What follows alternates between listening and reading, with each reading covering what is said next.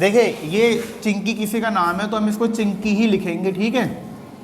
Boughs means होता है थी या था। 9 ईयर्स ओल्ड, 9 ईयर्स पूरा ओल्ड का 9 का मतलब 9 हो जाता है, ईयर ओल्ड का मतलब होता है साल, मतलब उसकी एज, ठीक। गर्ल का मतलब क्या होता है लड़की। अब इसको आपको हिंदी निकालनी है, लकड़ी दिया हमने ये लड़की, ठीक है। तो हम क्या पढ़ेंगे, इसकी हिंदी हमें पता चल गई हर किसी के वर्ड। चिंकी का मतलब, वॉच का मतलब, 9 ईयर्स ओल्ड का मतलब। अब हम इसको पढ़ेंगे चिंकी 9 साल की एक लड़की थी, ठीक। चिंकी एक 9 साल की लड़की थी। सी मतलब वह। अब ये प्रोनाउन है जो नाउन की जगह आया है, किसकी जगह, चिंकी के लिए आया है, तो ये हो जाएगा आपका सी मतलब वह। तो लिव्ड का मतलब होता है रहना या रहती, ठीक है, रहती। विद का मतलब होता है साथ में, और कभी कभी हम से भी इसका मतलब होता है। और हिस, हर का मतलब होता है अपने या उसके पेरेंट्स, पेरेंट्स के मतलब क्या होता है माता पिता, माता पिता। इन मतलब में। अब बिग का मतलब होता है बड़ा, और सिटी का मतलब शहर। तो वह अपने माता पिता के साथ में एक बड़े से शहर में रहती थी। ये तो इसकी क्या हो गई, हिंदी हो गई, ठीक, कि बड़े से शहर में रहती थी। अब इसके बाद में क्या है कि वन डे, वन मीन्स होता है देखिए एक, और डे मीन्स होता है दिन। सी मतलब वह, वॉच का मतलब थी, वेटिंग का मतलब होता है इंतजार करना, कोई लगातार इंतजार कर रहा होता है तो हम वहाँ पे बोलते हैं वेटिंग। तो हो गया हमारा इंतजार, इंतजार करना, ठीक है। लगातार आप कुछ समय तक इंतजार करते हो तो हम इसको बोलते हैं वेटिंग। और फॉर का मतलब होता है के लिए, के लिए। हर का मतलब होता है अपनी, और मदर मीन्स होता है माँ। टू पिक, टू पिक का मतलब होता है जैसे अगर आप कहीं पर खड़े हो तो कोई आपको साथ में लेके जाता है, और फिर कुछ दूर हम कहीं जाते हैं, ट्रेवल करते हैं, एक स्थान से दूसरे स्थान पर जाते हैं, तो वहाँ पर हम बोलते हैं पिक बोलते हैं, ठीक है। तो साथ जाना हम यहाँ पर लिख सकते हैं, साथ जाना। पिक का मतलब होता है साथ ले जाना या साथ जाना। हर का मतलब अपने, up from her painting, from का मतलब से, और हर का मतलब हो गया अपनी है उसकी। पेंटिंग का मतलब होता है मतलब जहाँ पर आर्ट वगैरह बनाई जाती है, यानी कि चित्रकारी जहाँ करी जाती है, चित्रकारी जहाँ चित्रकारी करी जाती है, क्लास यानी कि कक्षा।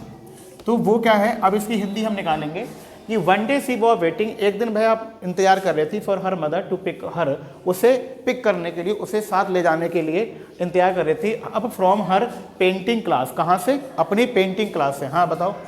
एस का मतलब देखो होता है जैसे जैसे ना, एस। सी मतलब वह, जैसे ही वह। स्टूड का मतलब खड़ी हुई ना, खड़े होना या ठीक है। स्टूड का मतलब खड़ा होना या खड़ा, खड़ा, खड़ा होना। स्टूड का मतलब। आउटसाइड का मतलब होता है बाहर की तरफ, बाहर के तरफ। सी मतलब वह या उसने। सा मतलब देखा, यहाँ पर उसने लिख देना, उसने। सा मतलब होता है देखना या देखा। आ मतलब एक, स्मॉल मतलब होता है छोटा, और बॉय मतलब क्या होता है लड़का, ठीक। लुकिंग का मतलब होता है देख रहा, कोई आपको लगातार देख रहा है, लगातार देख रहा है तो हम वहां पर बोलेंगे लुकिंग, ठीक है।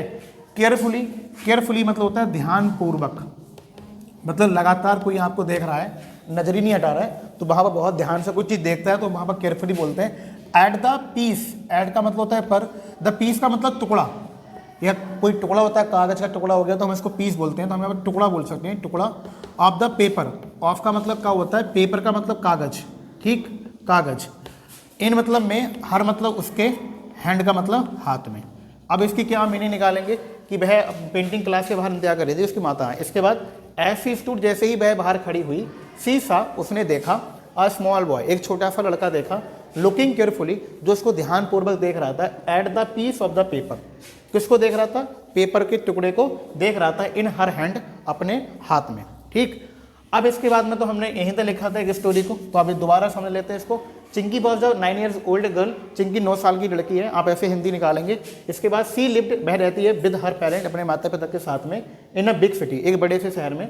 वन डे एक दिन, सी वॉज वेटिंग, वह इंतजार कर रही थी, फॉर हर मदर अपनी माँ का, to pick her from the her painting class, उसको साथ में लेके जाएं उसकी पेंटिंग क्लास से। ऐसी स्टूड, जैसे ही वह खड़ी हुई, और साइड मतलब बाहर, सी सा उसने देखा, हर स्मॉल बॉय एक छोटा सा लड़का, लुकिंग केयरफुली जो ध्यानपूर्वक देख रहा था, at her piece of the paper जो उसके हाथ में पेपर का टुकड़ा था, इन हर हैंड उसके हाथ में।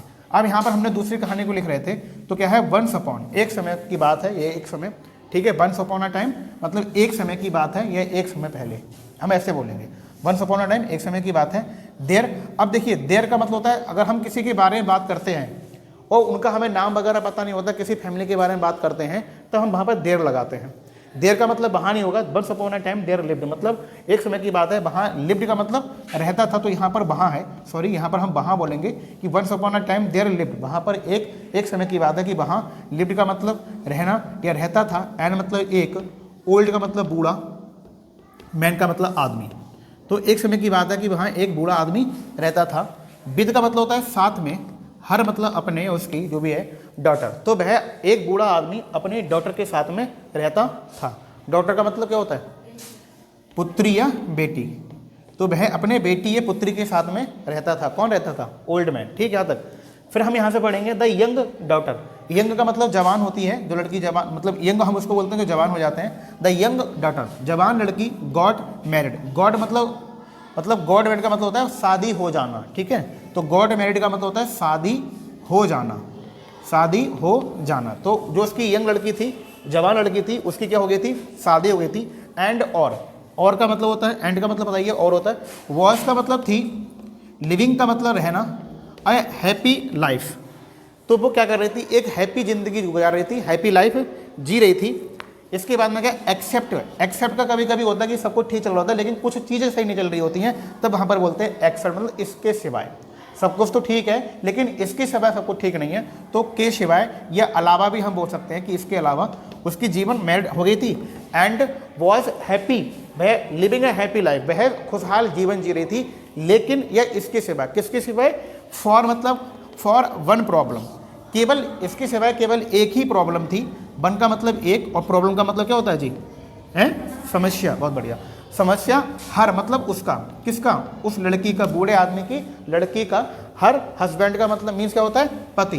तो उसका जो पति है, स्पेंड का मतलब होता है खर्च करना या व्यतीत करना। तो यहाँ पर व्यतीत, क्योंकि समय खर्च कर रहा है तो इसका मतलब हम समय को व्यतीत करता था वो। तो स्पेंड हिज टाइम, हिज का मतलब क्या होता है? अपना, और टाइम मीन्स क्या हो गया? समय। वर्किंग का मतलब करने के लिए, कोई काम कर रहा है उसको हम बोलते हैं वर्किंग। तो एक काम में खर्च करता था, कार्य में। एंड ऑन का मतलब पर, और इसको एल्केमी बोलते हैं। यहाँ पर जो है सी को का पढ़ेंगे, ठीक, और यहाँ पर एच साइलेंट रहता है तो चा नहीं पढ़ेंगे, का पढ़ेंगे। एल्केमी, एल्केमी का मतलब होता है रसायन। जितनी भी आपके रसायन, मतलब वो देखोगे ना केमिकल, तो केमिकल को हम एल्केमी बोलते हैं। तो रसायन में, किसमें? फाइंडिंग को बोलते हैं ज्ञात करने में। हेलो, क्या पढ़ेंगे इसको? ज्ञात करने में। अब वे मतलब होता है तरीका या रास्ता, तरीका। टू टर्न का मतलब होता है बदलना। हेलो, क्या होता है? बदलना। बेस एलिमेंट मतलब आधारभूत, मतलब आधारभूत एलिमेंट का बोलते हैं तत्व। इनटू का मीन्स हो गया में, और गोल्ड का मतलब सोना। अब इसकी हिंदी समझना। क्या हो गया? लाइफ अच्छी चल रही थी सिवाय एक प्रॉब्लम के कि उसका हस्बैंड जो है समय व्यतीत करता था ऑन टाइम, पूरा समय, ऑन अल्केमी मतलब रसायन में, ऐसे रसायन में, ऐसे केमिकल ढूंढने में, फाइंड का मतलब ढूंढने में, कि वे टू टर्न, कोई ऐसा तरीका मिल जाए जो एलिमेंट तत्व होते हैं, कोई भी तत्व, साधारणभूत तत्व, उनको किसमें बदल दे? वो सोने में।